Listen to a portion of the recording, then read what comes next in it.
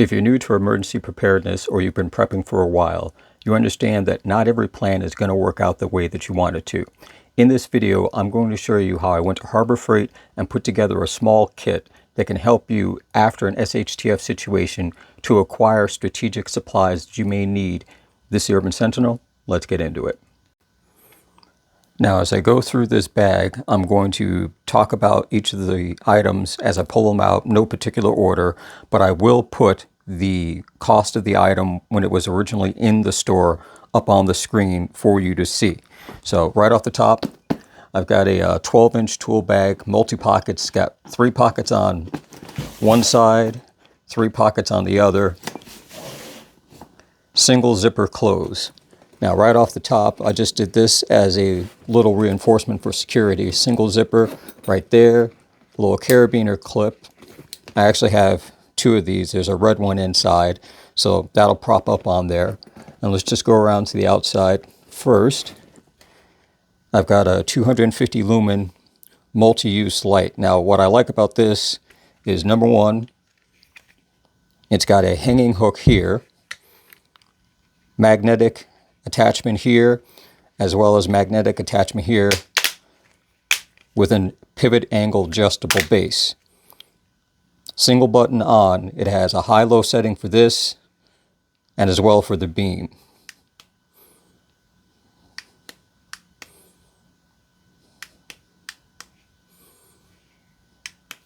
Having a light working with that, definitely going to be useful. Now we unzip. And if you notice this handle here, it's not what you think it is. Pull this one out. 12-inch hacksaw. Now this is not from Harbor Freight. They did have a hacksaw, but it was a bit too robust for the frame. I wanted to keep everything to be able to effectively fit inside the bag with only minimal use of the outside pockets. So this was actually a hacksaw that I've had for decades, and I pulled it from my workbench.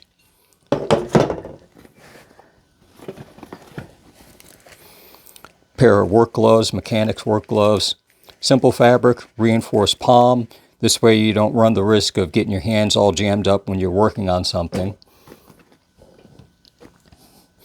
Duct tape. If you don't have a plan, but you have duct tape, you have a chance.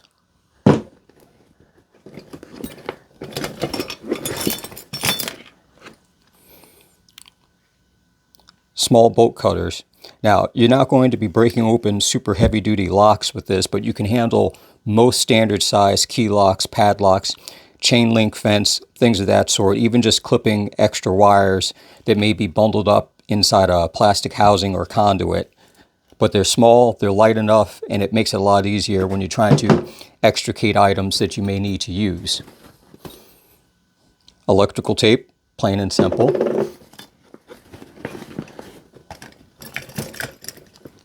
Here's an item. Now this is a dual purpose. It has both standard and metric for the combination wrench set. It's a 12-piece set. This way you can pretty much fit and utilize these. They're a lot smaller too, if you notice the size here. So in terms of leverage, you may have an issue if you're trying to do like major automotive work. But if you're just trying to loosen up a couple of bolts and pull them out, this would be something that would work out well for you. Plumber's tape, primarily for repair to stop leaking, but again, small little things. What you want to consider is if you're looking to do a specific type of job, if you're looking to specifically repair an automobile to get it running, get it going, you're going to need to focus more on those type of tools versus if you have to do full-on plumbing to fix a water line, things like that. This, as an overall scavenging kit, is for pulling parts and pieces off of different things that you may actually need versus trying to do a full-on repair job or construction job, which would be a completely different set of tools in many cases. This here, simple folding knife, it's a utility blade. Push down, has a lock position here, lock position here. Replaceable blades, easy enough, pop that open, boom, you're good to go, but always a good cutting implement.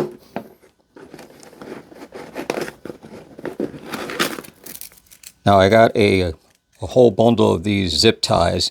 I only put a couple in there, but again, you may need to use it to secure something closed that you have to keep steady and stable, or use it to bind something up. Always good to have. Now this one is a multi-driver screw piece set. Now it comes with the actual sets all together. I'll pull these all out.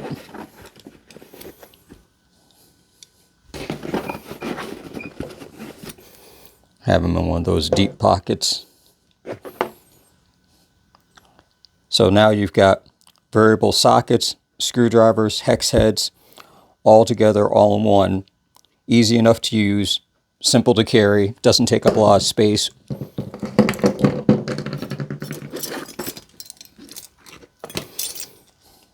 Tape measure, because you know what they say, measure twice, cut 3 times. This, not Harbor Freight, it's a sill lock key. I use this as an opening. If you notice here, it has different shaped heads. There are water spigots and faucets on a lot of commercial buildings that don't have an actual handle. You'd actually unlock it to open up the water flow with something like this. And again, this is in one of those post-SHTF situations where you're out and about only trying to get the absolute necessary things that you may either have run out of or you don't have on hand. Super glue, again, small, simple repairs. Safety glasses, protect your eyes. You could be underneath a vehicle or working with some dusty material. The last thing you need to do is get something caught in there. A lighter, again, not a Harbor Freight, but something easy to carry with you. These small mini elastics, not Harbor Freight, I had some on me, just to sort of strap and tie things down. This pry bar, it's a 12-inch pry bar. Good for pulling up, ripping out nails, separating boards, giving you a little bit of extra leverage, but again, still nice, light, and small. And that's one of the key things you want to focus on. You don't want to have things that are too heavy, too cumbersome, because this isn't something that you're going to be necessarily trekking across the country with, but you want to be able to move quickly and stay effectively nimble as possible. Sharpie and a carpenter pencil, not from Harbor Freight, I just had those, but you always need to have something to mark things down. You got a set of vice grips, definitely useful when you're doing any type of work on plumbing or automotive. Pull out the next one. Now this is a fluid transfer pump. Comes with these 2 hoses, this larger red one and then the smaller one, and a set of adapters. And the reason why is you can transfer fluid with it, whether it be gasoline or water, but you can also use it as an air pump and connect the air hoses up and it becomes a hand-operated air pump. Definitely useful for acquiring fuel or transferring water from one container into another container. This way, you don't run the risk of spillage and losing that valuable fluid. I also have in here just a loose roll of twine. Again, if I have to tie something up.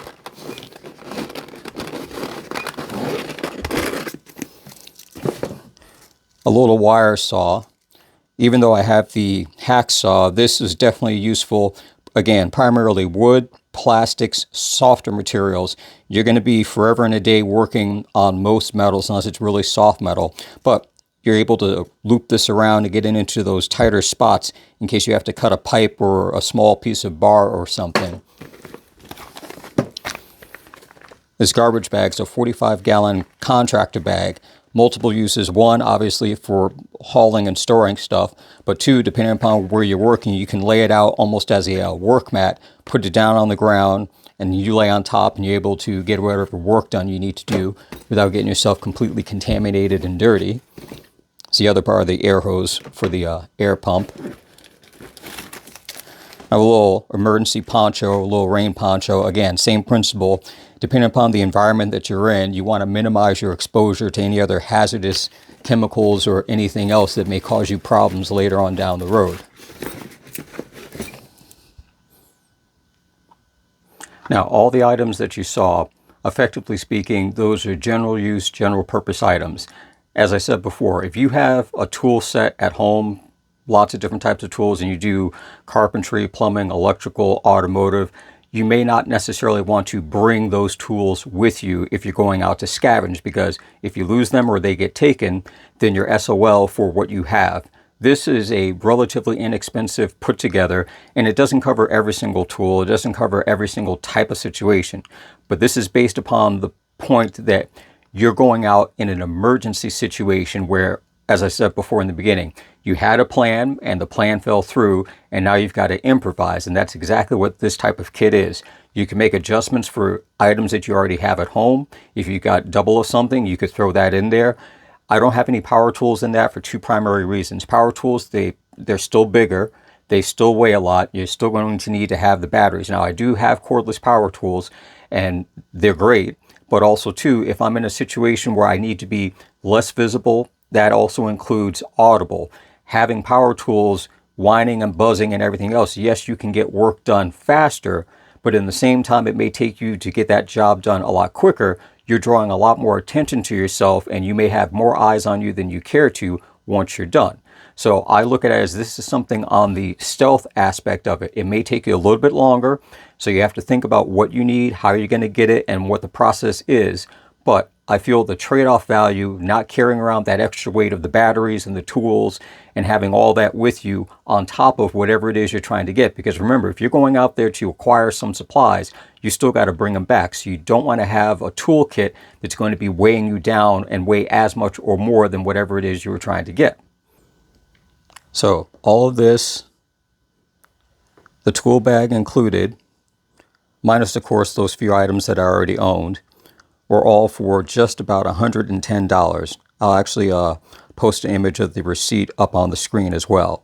So it's something to consider to have an emergency scavenging bag all set up for those moments where you realize that you need to go out and get something else, acquire something else, whatever the situation may be, in those SHTF disaster scenarios. Because again, you don't want to have to completely rely on 100% having everything that you can all at once, because we never think of everything, and sometimes we can't always get everything that we need right then and there. So again, if you're first time watching any of my content, check out these videos at the end. It'll give you an idea of where you need to start heading and what direction. And if you've been hanging around watching my videos before, again, thank you, no problem. And I'll catch you in the next one.